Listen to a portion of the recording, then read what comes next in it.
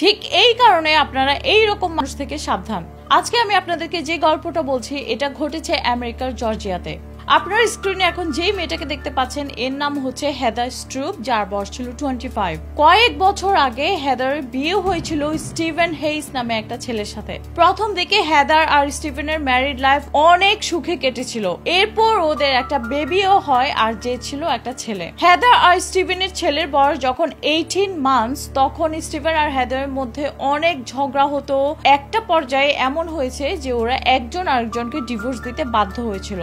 এই সময় হেদার আর স্টিভেন ওদের ছেলের কাস্টাডি নিয়েও একটা কেস লড়ছিল যে কে ছেলের কাস্টাডি উইন করবে, আর যে উইন করবে ছেলে তার কাছে থাকবে। তখন থেকে ওদের ছেলের কাস্টাডির কেসটা এত বিশ্রী পর্যায়ে গিয়েছিল যে স্টিভেন আর হেদার একজন আরেকজনকে অনেক বেশি হেট করতো, যে ওরা একজন আরেকজনের মুখও দেখতে পারতো না। 26 এপ্রিল 2009 যেদিন হেদার জর্জিয়ার একটা সুপার মার্কেটের কার পার্কে ওর ছোট্ট ছেলেকে গাড়িতে ঢুকাচ্ছিল, ওর নিজের গাড়িতে, যখন হেদার ওর ছেলেকে কার সিটে বসিয়ে পেছনে ফিরেছিল, দেখে একটা লোক একদম ওর কাছে দাঁড়িয়ে আছে, আর ওই লোকের হাতে ছিল একটা বন্দুক। হেদার যখন ওই লোকের চোখের দিকে তাকাচ্ছিল, তখন ওর কাছে অনেক পরিচিত ফেস মনে হচ্ছিল, বাট ও বুঝতে পারছিল না যে আসলে এই লোকটা কে। এটা যখন ও চিন্তা করছিল, তখনই ওই লোকটা একটা বন্দুক তাক করে হেদারের উদ্দেশ্যে গুলি করেছিল, আর হেদার সাথে সাথেই ওখানে মারা গিয়েছিল।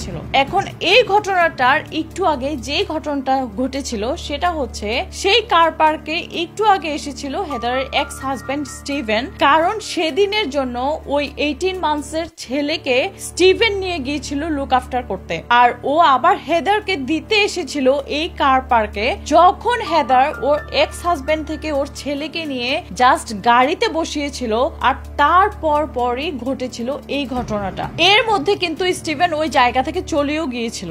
গল্পের এই পর্যায়ে আমি বলে রাখি, যেই মানুষটা হেদারকে গুলি করেছিল ওই মানুষের একটা মোস্টাস ছিল, কিন্তু স্টিভেনের কোনো মোস্টাস ছিল না। এই ঘটনাটা যেদিন ঘটেছিল সেদিন ছিল সানডে, যার কারণে ওই কার পার্কে অনেক মানুষ ছিল। আর যখন বন্দুকের আওয়াজ হয়েছিল, তখন সবাই যখন ওইদিকে তাকায়, দেখে একটা লোক দৌড়ে ওই জায়গা থেকে চলে যাচ্ছে, যার ছিল একটা মোস্টাস। এরপর কয়েকজন মানুষ ইমার্জেন্সিতে কল দিলে ওই জায়গায় সাথে সাথে পুলিশ আসে। তো পুলিশ ওই জায়গার মধ্যে যারা ছিল ওদেরকে জিজ্ঞাসাবাদ করলে সবাই বলেছিল যে একটা মোস্টাস আছে এরকম লোকই গুলি করেছিল, আর যেই ঘটনাটার পর তাড়াতাড়ি দৌড়ে ওই জায়গা থেকে চলে যায়। ইভেন একটা সিসিটিভি ফুটেজ পুলিশও পেয়েছিল, যেখানে দেখা যাচ্ছে একটা লোক ওই জায়গা থেকে চলে যাচ্ছে। এরপর পুলিশ চিন্তা করছিল যে কে হতে পারে এই মোস্টাস সহ লোকটা যে হেদারকে গুলি করেছিল। পুলিশের ফার্স্ট সাসপেক্ট ছিল স্টিভেন। ওরা স্টিভেনকে জিজ্ঞাসাবাদ করার জন্য আনে, কিন্তু স্টিভেনের কথা থেকে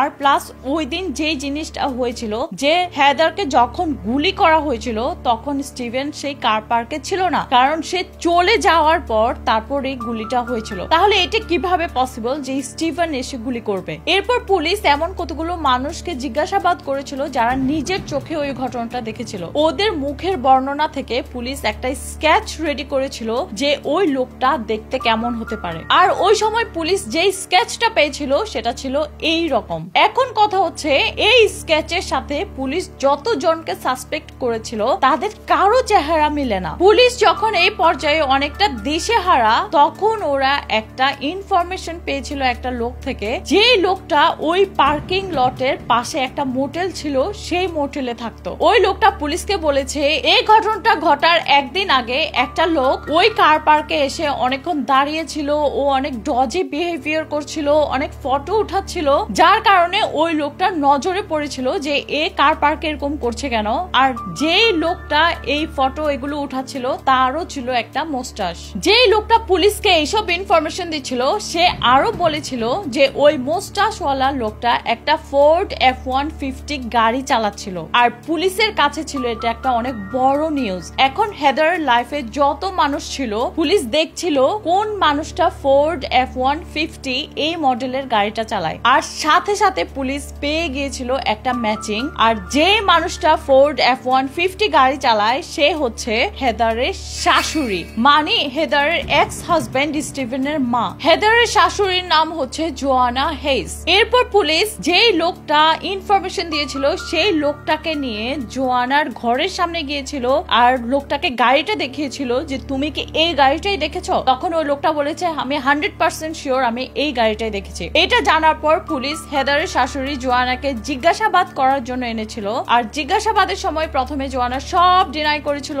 না আমি হেদারকে গুলি করিনি, আমি ওকে মেরে ফেলিনি। কিন্তু এই সময় সে পুলিশকে কিছু ইনফরমেশন দিয়েছিল যেটা ও হাইডও করতে পারেনি। সেটা হচ্ছে জোয়ানা হেদারকে অনেক হেট করতো। জোয়ানা পুলিশকে এটা বলেছিল যে হেদার একটা ভালো মা ছিল না, ও জানতো না কিভাবে ওর ছেলেকে ভালো করে লুক আফটার করতে হয়। আর পুলিশ এই কথাগুলো থেকে আলটিমেটলি বুঝে গিয়েছে জোয়ানা একজন সাসপেক্ট হতে পারে যে ওর ছেলের বউকে মেরে ফেলতে পারে। পুলিশ এই পর্যায়ে বুঝলেও যে জোয়ানাই হতে পারে যে হেদারকে মেরে ফেলেছে, কিন্তু এই সময় পুলিশের কাছে এনাফ এভিডেন্স ছিল না আর জোয়ানাও স্বীকার করছে না সে হেদারকে মেরে ফেলেছে। তাই পুলিশ একটা প্ল্যান নিয়ে এসেছিল। পুলিশ যে আইডিয়াটা নিয়ে এসেছিল সেটা হচ্ছে এবার ওরা হেদারের এক্স হাজবেন্ড স্টিভেনকে আবার জিজ্ঞাসাবাদের জন্য এনেছিল। এরপর ওরা স্টিভেনকে ওই সিসিটিভি ফুটেজটা দেখিয়েছিল যেখানে একটা মোস্টাচ পরা লোক কার পার্ক থেকে চলে যাচ্ছিল যেদিন হেদারকে গুলি করা হয়েছে। স্টিভেন যখন সিসিটিভি ফুটেজটা দেখে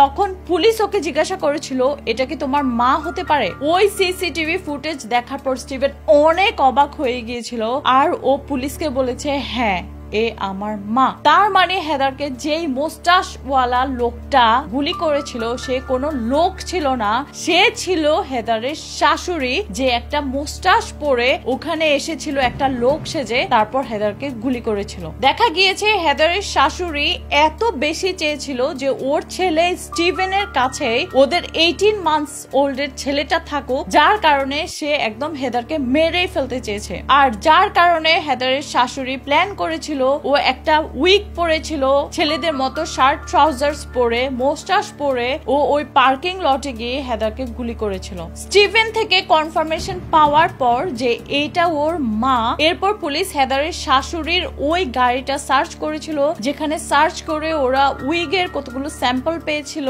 আর স্টিয়ারিং হুইলের মধ্যে ওরা গান পাউডার পেয়েছিল, যার কারণে পুলিশ বুঝে গিয়েছে একমাত্র জোয়ানাই ছিল যে হেদারকে গুলি করেছে। যেহেতু এই পর্যায়ে পুলিশের কাছে এনাফ এভিডেন্স আছে যার কারণে ওরা জোয়ানাকে ইমিডিয়েটলি অ্যারেস্ট করেছিল। তো জোয়ানা হেদারকে মেরে ফেলার জন্য ওর যে পানিশমেন্ট হয়েছে সেটা হচ্ছে লাইফ ইন প্রিজন। আমাদের সোসাইটিতে এরকম কতগুলো মানুষ আছে যারা হাঁটতে কখনো রাজি না, যেমন জোয়ানা। সে কখনো চায়নি তার ছেলেটা এই কাস্টাডি ব্যাটলে হেরে যাক, যার কারণে সে তার ছেলের বউকে মেরে ফেলেও চেয়েছিল যে তার ছেলে স্টিভেন এই কাস্টাডি ব্যাটল উইন করুক, যেটা হচ্ছে একদম রং। তো এটাই ছিল আমার আজকের ভিডিও। তাই গল্পের শুরুতেই বলেছিলাম আপনারা এই রকম মানুষ থেকে সাবধান। আমার গল্পটা ভালো লাগলে অন্য মানুষকে সাবধান আর সতর্ক করতে হলে ভিডিওটা অবশ্যই শেয়ার করবেন। আমার পেজে নতুন হলে পেজটা লাইক এন্ড ফলো করবেন। আপনারা আমাকে ইউটিউব, ইনস্টাগ্রাম এন্ড টিকটকে পেয়ে যাবেন শবনম ব্লগস নামে সার্চ করে।